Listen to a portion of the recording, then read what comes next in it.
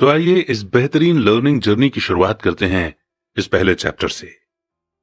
Rich dad poor dad Robert Kiyosaki के अनुसार वे कहते हैं, मेरे दो डैडी थे, एक अमीर और दूसरे गरीब। एक बहुत पढ़े लिखे थे और समझदार थे। वे पीएचडी थे और उन्होंने अपने 4 साल के अंडर ग्रेजुएट के काम को 2 साल से भी कम समय में कर लिया था। इसके बाद वे आगे पढ़ने के लिए Stanford university, university of Chicago और नॉर्थ वेस्टर्न यूनिवर्सिटी गए और ये सब उन्होंने पूरी तरह से स्कॉलरशिप के सहारे ही किया।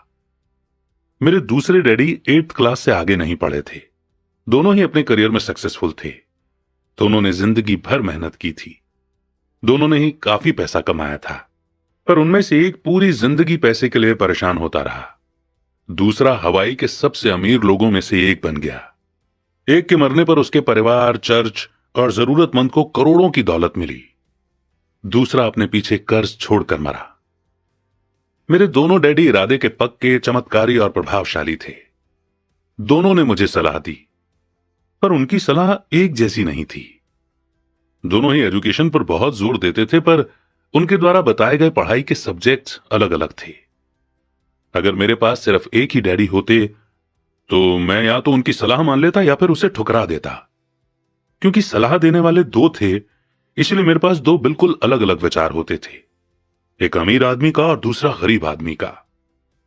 किसी भी एक विचार को सीधे सीधे मान लेने या न मानने के बजाय मैं उनकी सलाह पर काफी सोचा करता था, उनकी तुलना करता था और फिर खुद के लिए फैसला किया करता था। समस्या यह थी कि अमीर डैडी अभी अमीर नहीं थे और गरीब डैडी अभी गरीब नहीं थे। दोनों ही अपना करियर शुरू कर रहे थे और दोनों ही दौलत और परिवार के लिए मेहनत कर रहे थे, पर पैसे के बारे में दोनों के विचार और नजरिए एकदम अलग थे। एग्जाम्पल के तौर पर एक डैडी कहते थे कि पैसे का मोह ही सभी बुराइयों की जड़ है, जबकि दूसरे डैडी कहा करते थे पैसे की कमी ही सभी बुराइयों की जड़ है। जब मैं छोटा था तो मुझे दोनों डैडियों की अलग अलग सलाह से दिक्कत होती थी। एक अच्छा बच्चा होने के नाते मैं दोनों की बातें सुनना चाहता था। परेशानी यह थी कि दोनों एक जैसी बातें नहीं कहते थे। उनके विचारों में जमीन आसमान का फर्क था, खासकर पैसे के मामले में। मैं काफी लंबे समय तक यह सोचा करता कि उनमें से किसने क्या कहा और क्यों कहा और उसका नतीजा क्या होगा। मेरा बहुत सा समय सोच विचार में ही गुजर जाता था। मैं खुद से बार बार इस तरह के सवाल पूछा करता, उन्होंने ऐसा क्यों कहा? और फिर दूसरे डैडी की कही हुई बातों के बारे में भी इस तरह के सवाल पूछता। काश मैं ये बोल सकता कि हां वे बिल्कुल सही हैं, मैं उनकी बातों से पूरी तरह से सहमत हूं, या ये कहकर मैं सीधे उनकी बात ठुकरा सकता था, बुढ़े को यह नहीं पता कि वो क्या कह रहा है। अब क्योंकि दोनों ही मुझे प्यारे थे, इसलिए मुझे खुद के लिए सोचने पर मजबूर होना पड़ा। इस तरह सोचना मेरी आदत बन गई, जो आगे चलकर मेरे लिए बहुत फायदेमंद साबित हुई। अगर मैं एक ही तरह से सोच पाता तो यह मेरे लिए इतना फायदेमंद नहीं होता। पैसों का सब्जेक्ट स्कूल में नहीं बल्कि घर पर पढ़ाया जाता है। शायद इसीलिए अमीर लोग और ज्यादा अमीर होते जाते हैं, जबकि गरीब और ज्यादा गरीब होते जाते हैं, और मिडिल क्लास कर्ज में डूबा रहता है। हम में से ज्यादातर लोग पैसे के बारे में अपने माता पिता से सीखते हैं। कोई गरीब पिता अपने बच्चों को पैसे के बारे में क्या सिखा सकता है? वो सिर्फ इतना ही कह सकता है कि स्कूल जाओ और मेहनत से पढ़ो। हो सकता है वो बच्चा अच्छे नंबरों से कॉलेज की पढ़ाई पूरी कर ले, फिर भी पैसे के मामले में उसकी मानसिकता और उसके सोचने का ढंग एक गरीब आदमी जैसा ही बना रहेगा। ये सब उसने तब सीखा था जब वो छोटा बच्चा था। पैसों का टॉपिक स्कूलों में नहीं पढ़ाया जाता। स्कूलों में एकेडमिक और प्रोफेशनल स्किल्स पर जोर दिया जाता है, न कि पैसों से जुड़े स्किल पर। इससे यह साफ हो जाता है कि जिन स्मार्ट बैंकर्स, डॉक्टर्स और अकाउंटेंट्स के स्कूल में अच्छे नंबर आते हैं, वे जिंदगी भर पैसे के लिए संघर्ष क्यों करते हैं। हमारे देश पर जो भारी कर्ज लदा हुआ है, वो भी काफी हद तक उन बेहद पढ़े लिखे राजनेताओं और गवर्नमेंट ऑफिसर्स के कारण हुआ है, जो इकोनॉमिक पॉलिसी बनाते हैं। और मजे की बात यह है कि वो पैसों के बारे में बहुत कम जानते हैं। मैं अक्सर नई सदी में आने वाली समस्याओं के बारे में सोचता हूं। तब क्या होगा जब हमारे पास ऐसे करोड़ों लोग होंगे जिन्हें फाइनेंशियल और मेडिकल हेल्प की जरूरत होगी। पैसों से जुड़ी मदद के लिए या तो वे अपने परिवारों पर या फिर गवर्नमेंट पर निर्भर होंगे। क्या होगा जब मेडिकेयर और सोशल सिक्योरिटी के पास का पैसा खत्म हो जाएगा? किस तरह कोई देश तरक्की कर पाएगा अगर पैसे के बारे में पढ़ाई की जिम्मेदारी माता पिता के ऊपर छोड़ दी जाएगी, जिनमें से ज्यादातर गरीब हैं या गरीब होंगे। क्योंकि मेरे पास दो प्रभावशाली डैडी थे, इसलिए मैंने दोनों से ही सीखा। मुझे दोनों की सलाह पर सोचना पड़ता था। इस तरह से सोचते सोचते मैंने यह भी जान लिया कि किसी इंसान के विचार उसकी जिंदगी पर कितना जबरदस्त असर डाल सकते हैं। एग्जाम्पल के तौर पर एक डैडी को यह कहने की आदत थी, मैं इसे नहीं खरीद सकता। दूसरे डैडी इन शब्दों के इस्तेमाल से चिढ़ते थे। वे जोर देकर कहा करते थे कि मुझे इसके बजाय यह कहना चाहिए कि मैं इसे कैसे खरीद सकता हूं। पहला सेंटेंस नेगेटिव है और दूसरा सवाल उठाने वाला, तो पहले में बात खत्म हो जाती है और दूसरे में आप सोचने के लिए मजबूर हो जाते हैं। मेरे जल्द ही अमीर बनने वाले डैडी ने मुझे समझाया कि जब हम कहते हैं कि मैं इसे नहीं खरीद सकता, तो हमारा दिमाग काम करना बंद कर देता है। इसके बजाय जब हम ये सवाल पूछते हैं कि मैं इसे कैसे खरीद सकता हूं, तो हमारा दिमाग काम करने लगता है। उनका यह मतलब नहीं था कि आपका जिस चीज पर दिल आ जाए उसे खरीद ही लें। वे लगभग दीवानगी की हद तक अपने दिमाग को कसरत करवाना चाहते थे, क्योंकि उनके ख्याल से दिमाग दुनिया का सबसे ताकतवर कंप्यूटर है। मेरा दिमाग हर रोज तेज होता जाता है क्योंकि मैं इसकी कसरत करता रहता हूं। यह जितना तेज होता जाता है, मैं इसकी मदद से उतना ही ज्यादा पैसा कमा सकता हूं। उनका मानना था कि यह कहना कि मैं इसे नहीं खरीद सकता दिमागी आलस की पहचान है। हालांकि दोनों ही डैडी अपने काम में कड़ी मेहनत करते थे, पर मैंने देखा कि पैसे के मामले में एक डैडी की आदत यह थी कि वे अपने दिमाग को सुला देते थे और दूसरे डैडी अपने दिमाग की लगातार कसरत करवाते रहते थे। और इसका लॉन्ग टर्म नतीजा यह हुआ कि एक डैडी फाइनेंशियल रूप से बहुत अमीर होते चले गए, जबकि दूसरे डैडी लगातार कमजोर होते गए। इसे इस तरह से समझें कि एक इंसान हर रोज एक्सरसाइज करने के लिए जिम जाता है, जबकि दूसरा इंसान अपने सोफे पर बैठकर टीवी देखता रहता है। शरीर की सही एक्सरसाइज से आप ज्यादा हेल्दी हो सकते हैं और दिमाग की सही एक्सरसाइज से आप ज्यादा अमीर हो सकते हैं। आलस से सेहत और पैसा दोनों का नुकसान होता है। मेरे दोनों डैडियों की मेंटालिटी में जमीन आसमान का फर्क था। पुअर डैडी की सोच थी कि अमीरों को ज्यादा टैक्स देना चाहिए ताकि बेचारे गरीबों को ज्यादा फायदा मिल सके, जबकि अमीर डैडी कहते थे कि टैक्स उन लोगों को सजा देता है जो कुछ प्रोड्यूस करते हैं और उन लोगों को इनाम देता है जो प्रोड्यूस नहीं करते। पुअर डैडी सिखाते थे कि मेहनत से पढ़ो ताकि तुम्हें किसी अच्छी कंपनी में जॉब मिल जाए, जबकि अमीर डैडी की सीख ये थी कि मेहनत से पढ़ो ताकि तुम्हें किसी अच्छी कंपनी को खरीदने का मौका मिल जाए। पुअर डैडी कहते थे, मैं इसलिए अमीर नहीं हूं क्योंकि मुझे तुम बच्चों को पालना पड़ता है। अमीर डैडी कहते थे, मुझे इसलिए अमीर बनना है क्योंकि मुझे तुम बच्चों को अच्छे से पालना है। अमीर डैडी डिनर के टेबल पर पैसे और बिजनेस के बारे में बात करने के लिए हमेशा एनकरेज करते थे। पुअर डैडी खाना खाते समय पैसों की बातें करने के लिए मना करते थे। पुअर डैडी का कहना था, जहां पैसे का सवाल हो सुरक्षित कदम उठाओ, रिस्क मत उठाओ। अमीर डैडी का कहना था, रिस्क का सामना करना सीखो। एक का मानना था, हमारा घर ही हमारा सबसे बड़ा इन्वेस्टमेंट और हमारी सबसे बड़ी प्रॉपर्टी है। दूसरे का मानना था, मेरा घर मेरी जिम्मेदारी है, और अगर आपका घर आपकी नजरों में आपका सबसे बड़ा इन्वेस्टमेंट है तो आप गलत हैं। दोनों ही डैडी अपने बिल समय पर चुकाते थे, पर उनमें से एक सबसे पहले अपने बिल चुकाते जबकि दूसरे सबसे आखिर में। एक डैडी का यह मानना था कि कंपनी या गवर्नमेंट को आपका ध्यान रखना चाहिए और आपकी जरूरतों को पूरा करना चाहिए। वे हमेशा सैलरी में बढ़ोतरी, रिटायरमेंट प्लान, मेडिकल बेनिफिट, बीमारी की छुट्टी, छुट्टियों के दिन और बाकी फैसिलिटी के बारे में चिंतित रहते थे। वे अपने दो चाचाओं से बहुत प्रभावित थे जो आर्मी में चले गए थे, और 20 साल के एक्टिव जीवन के बाद उन्होंने अपने रिटायरमेंट और जीवन भर के आराम का इंतजाम कर लिया था। वे मेडिकल बेनिफिट के विचार को पसंद करते थे और आर्मी द्वारा अपने रिटायर्ड एम्प्लॉयज को दी जा रही सुविधाओं की भी तारीफ करते थे। उन्हें यूनिवर्सिटी का टेन्योर सिस्टम भी काफी पसंद था। कई बार जॉब से आजीवन मिल रही सुरक्षा और जॉब के फायदे जॉब से ज्यादा इंपॉर्टेंट हो जाते हैं। वे अक्सर ये कहते थे, मैंने गवर्नमेंट के लिए बहुत मेहनत से काम किया है, इसके लिए बदले में मुझे बेनिफिट मिलने चाहिए। दूसरे डैडी पूरी तरह से फाइनेंशियल इंडिपेंडेंस में विश्वास रखते थे। वे कन्वीनियंस मानसिकता के खिलाफ थे। वे ये मानते थे कि इस तरह की मानसिकता लोगों को कमजोर और फाइनेंशियल रूप से जरूरतमंद बनाती है। उनका पक्का विश्वास था कि आदमी को फाइनेंशियल रूप से काबिल होना चाहिए। एक डैडी कुछ डॉलर बचाने के लिए परेशान रहे, दूसरे डैडी एक के बाद एक इन्वेस्टमेंट करते रहे। एक डैडी ने मुझे बताया कि अच्छी जॉब तलाशने के लिए अच्छा सा बायोडाटा कैसे लिखा जाए।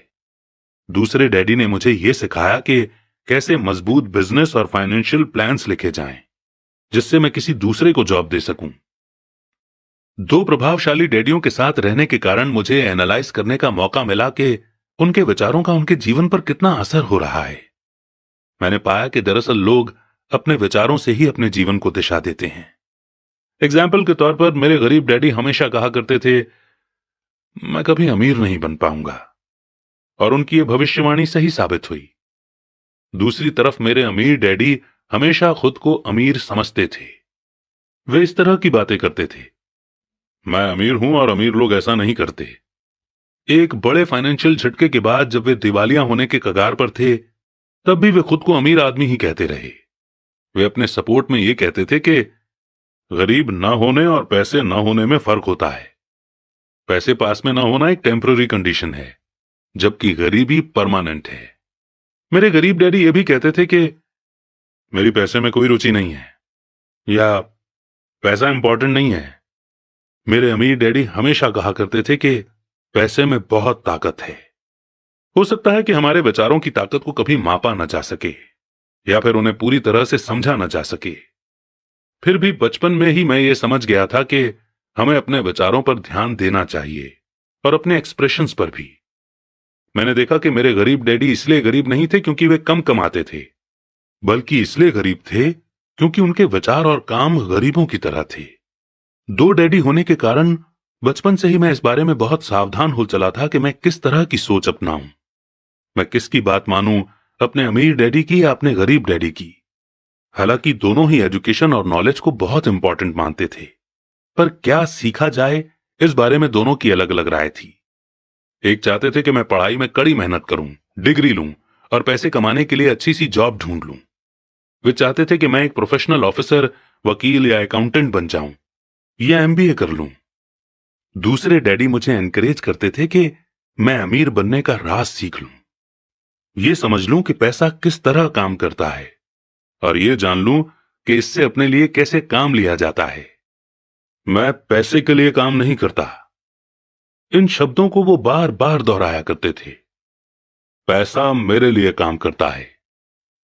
9 साल की उम्र में ही मैंने यह फैसला किया कि पैसे के बारे में मैं अपने अमीर डैडी की बात सुनूंगा और उनसे सीखूंगा। यह फैसला करने का मतलब था अपने गरीब डैडी की बातों पर ध्यान न देना।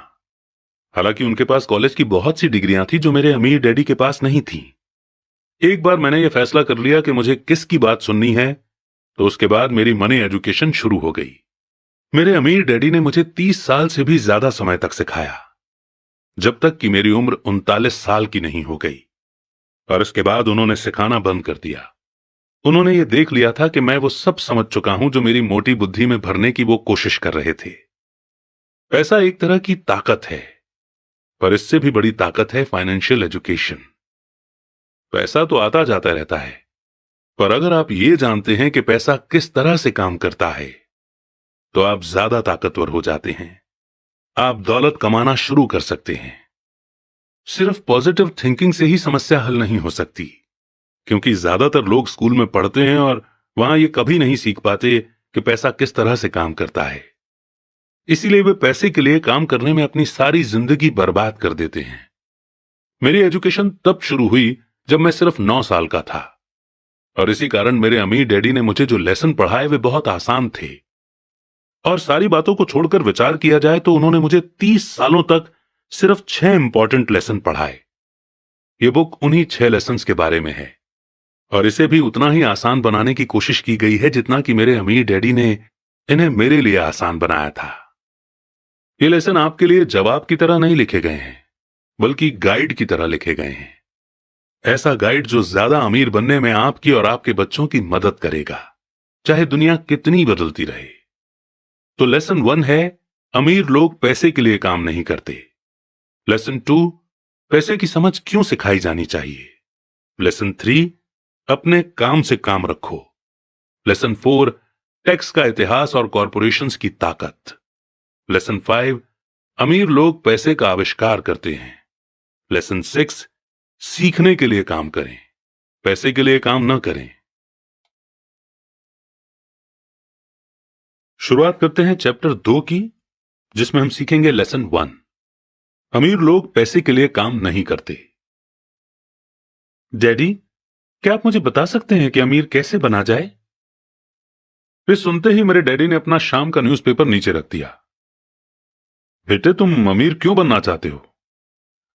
क्योंकि आज जिमी की मम्मी अपनी नई महंगी कार में आई और वो लोग पिकनिक पर अपने सी साइड वाले घर पर जा रहे थे।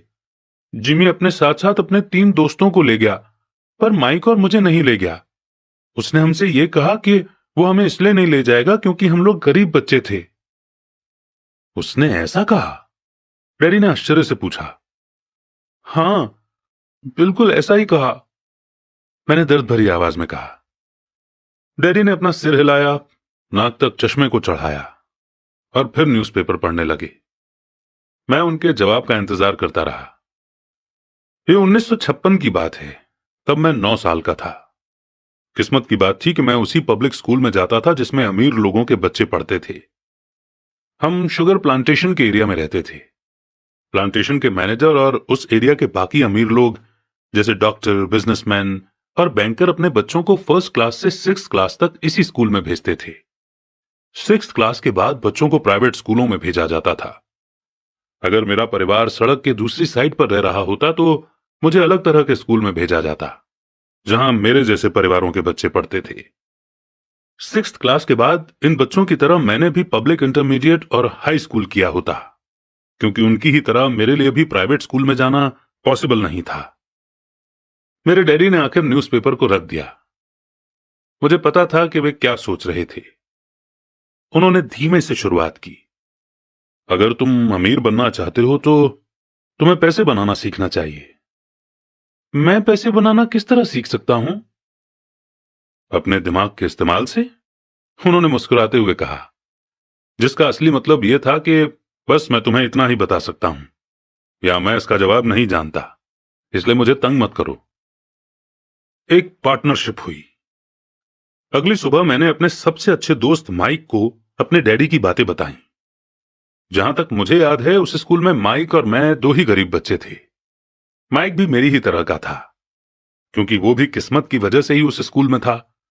ऐसा लगता था जैसे किसी ने कस्बे में स्कूलों की सरहदें तय कर दी थीं, और इसी कारण हम लोग अमीर बच्चों के स्कूल में पढ़ रहे थे। सच कहा जाए तो हम लोग गरीब नहीं थे, पर हमें ऐसा लगता था, क्योंकि बाकी सभी बच्चों के पास नए बेसबॉल ग्लव्स, नई साइकिल और हर चीज होती थी, और हर चीज नई होती थी, पर हमारे पास सब पुरानी। मम्मी और डैडी ने हमें जरूरत की सभी चीजें दी थीं, जैसे खाना, घर, कपड़े, लेकिन इससे ज्यादा कुछ नहीं। मेरे डैडी कहा करते थे कि अगर तुम्हें कोई चीज चाहिए तो उसके लिए काम करो। हमें बहुत सी चीजें चाहिए थीं, लेकिन 9 साल के बच्चों के करने के लिए ज्यादा काम मौजूद नहीं थे। माइक ने पूछा, तो पैसा कमाने के लिए हमें क्या करना चाहिए? मैं नहीं जानता, मैंने कहा, लेकिन क्या तुम इस काम में मेरे पार्टनर बनना चाहोगे? वो राजी हो गया, और उस शनिवार की सुबह माइक मेरा पहला बिजनेस पार्टनर बन गया। हम दोनों पूरी सुबह यही सोचते रहे कि पैसा किस तरह कमाया जाए। कभी कभार हम उन बेफिक्र बच्चों के बारे में बात करते रहे जो जिमी के सी साइड वाले घर पर मजे कर रहे होंगे। इससे थोड़ी चोट पहुंचती थी, पर यह चोट अच्छी थी, क्योंकि इसने हमें यह सोचने के लिए मोटिवेट किया कि पैसा कैसे कमाया जाए। और आखिरकार उस दोपहर को हमारे दिमाग में बिजली कौंध गई। ये एक ऐसा आइडिया था जो माइक ने किसी साइंस की किताब में पढ़ा था। एक्साइटेड होकर हमने अपने हाथ मिलाए, क्योंकि हमारे पास अब एक बिजनेस था। अगले कुछ हफ्तों तक मैं और माइक आसपास के इलाकों में भागदौड़ करते रहे। हम दरवाजों पर दस्तक देते थे और पड़ोसियों से कहते थे कि वे अपने इस्तेमाल किए हुए टूथपेस्ट ट्यूब हमारे लिए रख लें। हैरत से हमें देखते हुए ज्यादातर लोगों ने मुस्कुराकर हमारी बात मान ली। कुछ ने हमसे पूछा कि हमें टूथपेस्ट ट्यूब क्यों चाहिए। इसके जवाब में हमने कहा कि हम आपको ये नहीं बता सकते, ये एक बिजनेस सीक्रेट है। हफ्ते गुजरते गए और मेरी मां बहुत दुखी हो गई। अपने रॉ मटेरियल को इकट्ठा करने के लिए हमने जो जगह चुनी थी वो उनकी वॉशिंग मशीन के ठीक पास में थी, एक ब्राउन कार्डबोर्ड के डिब्बे में जिसमें कभी केचप की बोतलें रखी रहती थीं। आज वहां पर हमारी और पड़ोसियों के टूथपेस्ट की इस्तेमाल की हुई ट्यूब्स पड़ी थीं। आखिर एक दिन मां के सब्र का बांध टूट गया। पड़ोसियों के मुड़े तुड़े और इस्तेमाल किए हुए टूथपेस्ट ट्यूब्स को देखते देखते वो ऊब गई थीं। उन्होंने पूछा, तुम लोग क्या कर रहे हो? और मैं ये नहीं सुनना चाहती कि एक बिजनेस सीक्रेट है। इस कचरे को साफ कर दो या मैं इसे उठाकर बाहर फेंक देती हूं। माइक और मैंने उनके हाथ पैर जोड़े और उन्हें यह बताया कि जल्दी ही हमारा काफी रॉ मटेरियल जमा हो जाएगा और फिर हम प्रोडक्शन शुरू कर देंगे। हमने उन्हें बताया कि हम कुछ पड़ोसियों का इंतजार कर रहे थे ताकि वे अपने टूथपेस्ट के ट्यूब खत्म कर लें। मां ने हमें 1 हफ्ते की मोहलत और दे दी। प्रोडक्शन शुरू होने की तारीख करीब आ गई थी। प्रेशर बढ़ चुका था। हमारे वेयरहाउस के मालिक यानी मेरी मां ने हमारी पहली पार्टनरशिप कंपनी को जगह खाली करने का नोटिस थमा दिया था। अब माइक का काम यह था कि वो पड़ोसियों को अपने टूथपेस्ट जल्दी खत्म करने के लिए कहे और साथ में यह भी कह दे कि दांत के डॉक्टर्स ने कहा है कि